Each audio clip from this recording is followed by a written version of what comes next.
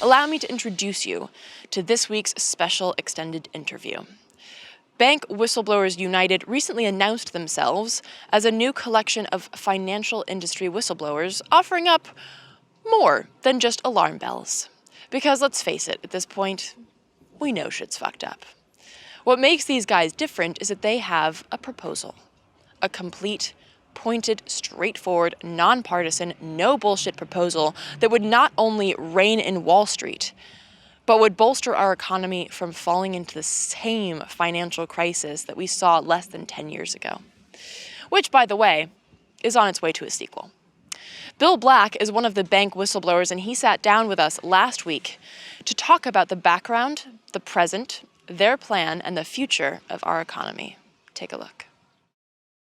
The Bank Whistleblowers Group, it's made of financial experts that you write are unemployable because we spoke truth to power and committed the one unforgivable sin of being repeatedly proven correct.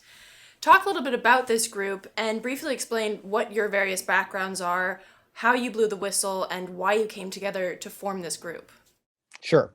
So Michael Winston was the best-known whistleblower at Countrywide. Countrywide was the largest home lender in the United States, and it was a front-to-back fraudulent operation at the top levels. And this was a problem. Michael Winston was the only one of us that was actually in the C-suite level from time to time. He was in, from the perspective of our group, a unique position to be able to see the rot at the top and to try to stop it. And of course, that didn't go very well. He got involved in the lawsuit and won big in front of a jury. And a court of appeals, which isn't supposed to invade the jury's province in fact-finding, reinterpreted all the facts and ruled against him. And then by that time, Countrywide was owned by Bank of America, and they came after him, for an extra pound of flesh to get fees and all those type of things. So basically pushed him towards bankruptcy for, again, the high sin is being right when the really powerful are wrong and fraudulent in this case. So Richard Bowen, also very high level, executive vice president at Citigroup, one of the 2 or 3 largest financial institutions in the world.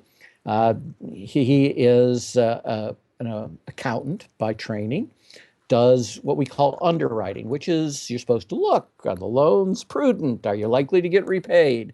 So Citigroup buys $50 billion in mortgages a year during this run up to the crisis. And it buys it without doing any underwriting before it buys. It has Dick Bowen's folks look after the fact. And so they look after the fact. They've already bought the $50 billion.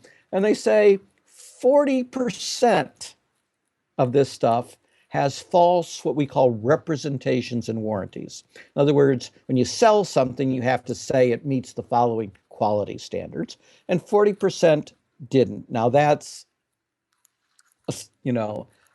Katie bar the door disaster. And it wasn't just little stuff, the false statements, the lies in plain English, were about really important things like what is the borrower's income? How much is the real market value of the house worth? And Bowen being Bowen, and by training, he did what he's supposed to do. So he says, this is a big problem. And he starts alerting his bosses. And have I mentioned that virtually all of this $50 billion a year is sold to Fannie and Freddie, which is to say all of us get to pay for it when Fannie and Freddie go glug, glug, glug as a result of all of this. And so it's 60%. And now Richard Bowen is really upset. And being Richard Bowen, he starts sending emails and mail messages to all the senior folks in the chain above him, putting them on notice what they're finding, right? And then they look again, and it's up to 80%, right? So to go the story to where you know it's going to go, Richard Bowen, having been proved correct, and because he got it right and did the right thing in terms of morality and integrity, and it was actually good for the bank, but not for the senior officers, they retaliated against him, and eventually they force him out as well. And then we have the regulatory side.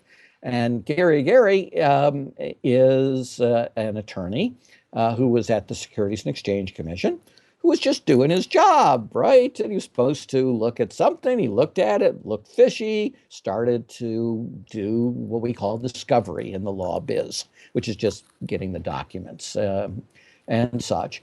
And then his bosses decided to kill the thing, even though he was finding suspicious stuff. And being our kind of person, he said, no, this is not right. And so they started destroying the documents. And being our kind of a person, he said, that's not right. And he blew the whistle externally at that point to members of Congress and the media and such. The Congress, of all things, actually did a real hearing, not a political witch hunt, in which they said, this guy, Gary, is right. And the Inspector General did the same type of thing. So looks like the system is working, right?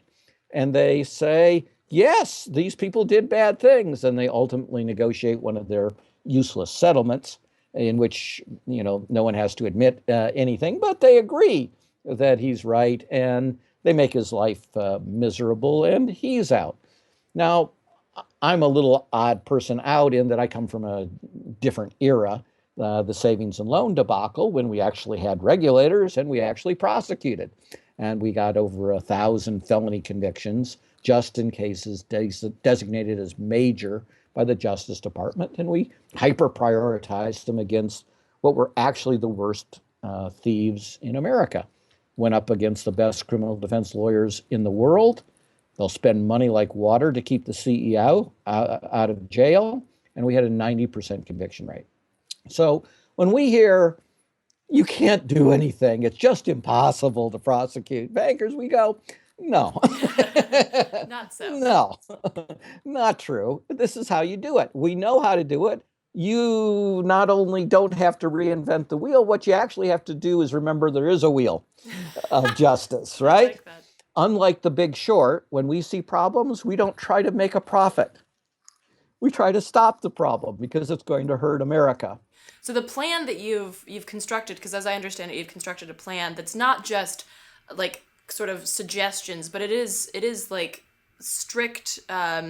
It's basically a plan that can be followed, and as I understand it, implemented by the president in less than 60 days without congressional approval. Can you talk a little bit about this plan that you guys have constructed? Yeah, so there are two big things. One is the plan, and the other I'll do super short, is the campaign pledge. So again, one of the things that was really different in the savings and loan debacle is we actually prosecuted the elites that led the crimes.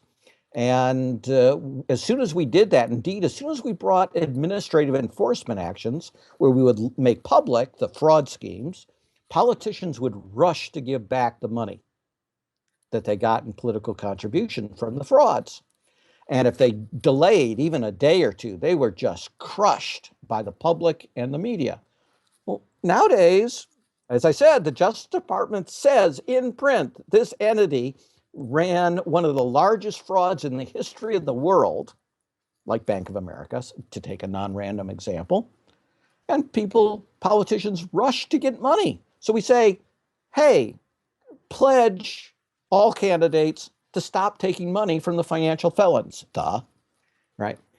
On top of that, then, as you say, we have most of what we do is really practical stuff. So we want nothing that requires new legislation and nothing that requires rulemaking even, because now to put my academic hat on, the one thing that's most distinctive about the Reagan and Bush appointee judges is not how they rule on discrimination cases, it's how they rule on business cases.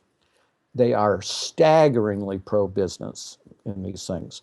And so you can see that they're trying to destroy all effective rulemaking by saying you haven't done enough cost benefit analysis the way we, the conservative pro-business judges, want that cost benefit analysis to be done, which, surprise, always is in favor of business. And by the way, they never require cost benefit analysis when you deregulate.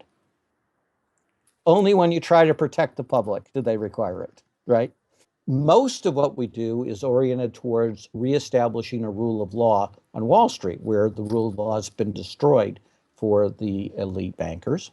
But another big chunk is, you really need to get rid of these systemically dangerous banks, which, by the way, they won't even use honesty. They call them systemically important, like they deserve a gold star. But but the real definition is, and I'm quite serious about this, you can even find this, for example, on the Federal Reserve Bank of St. Louis's website, and they're ultra conservative, is these are banks that when, not if, when the next one blows up, it will cause a global financial crisis. And there are ballpark 25 of these in the United States, and outside the United States, there are another 30 to 35, right? So we are rolling the dice just in the United States roughly 25 times a day, and elsewhere about 35 times a day, as to which one will first fail next and cause a global crisis. And it'll probably take others down as well, or require tens of trillions of dollars of bailouts again. Either of them very bad things. So we want to get rid of those. We think it's absolutely critical. You can use the existing authority that we've had as regulators for over 25 years to set what are called individual minimum capital requirements. And that's a lot of jargon, but what it simply means is we are supposed to look not generally at banks, but at the specifics of the banks and say, you endanger the entire economy. Your capital requirement is not 10%, it's 70%. And if you do that, they will shrink to the size where they no longer pose a global systemic risk, and that is good for everyone. Second thing, in terms of time, I'll limit it to, is Glass-Steagall, right? So there's a lot of phony stuff out there about Glass-Steagall that it had nothing to do with the crisis. Simply not true, but also irrelevant, because you don't just prepare to fight the last war, right? You get ready for the things that can cause crises. And among the things are investment banking, which is precisely what by destroying Glass-Steagall, we've now allow federal deposit insurance, which is to say us, we stand behind this, to ensure investment banking where you have an ownership position. So, would this, if this was, say, implemented, in the next year or so, would that stave off the next crash? The getting rid of the systemically dangerous institutions and the Glass-Steagall portions are the best things going forward in terms of dramatically reducing the risk of that crash and reducing the severity. But we don't control the rest of the world. As I said, there are 35 ballpark systemically dangerous institutions in the world. So final question. You talked about reinstalling the rule of law on Wall Street, and I think this is a question that comes up with a lot of usually naysayers who say why bother, is the question of, okay, you get this one thing done, you pass this one hurdle, but then how do you ensure that that's enforced in the future? Right. So this is exactly what needs to be asked. And so the first answer is I've used a few myself in this talk, but we overwhelmingly reject any military metaphors. You can't win a decisive battle against corruption and elite fraud and political influence. You can try to structure things so that it's easier to fight these things. And that's, again, our stuff is very practical in trying to change these structures, try to institutionalize more a culture that's going to object. But yeah, in the end, I can put a leader in charge of the Justice Department who's going to prevent prosecutions. So in the end, the only any kind of assurance is us, the people, calling these folks to account. As I said, it used to happen, in part because we made public the number of criminal referrals. And so people could see, by the way, we made over 30,000 criminal referrals in the savings and loan debacle, which is 1/160th the size in losses of this crisis. In the current crisis, they made 0 criminal referrals. They even eliminated the function of the criminal referral coordinators, which, by the way, is one of the practical steps that we have in our plan to reestablish this. Nothing wins forever, but that's life. Life is a really big struggle, and we have to wage it. For more information on Bill Black and Bank Whistleblowers United and to see their 60-day plan, check out the links at the end of the show or in the written description of the video.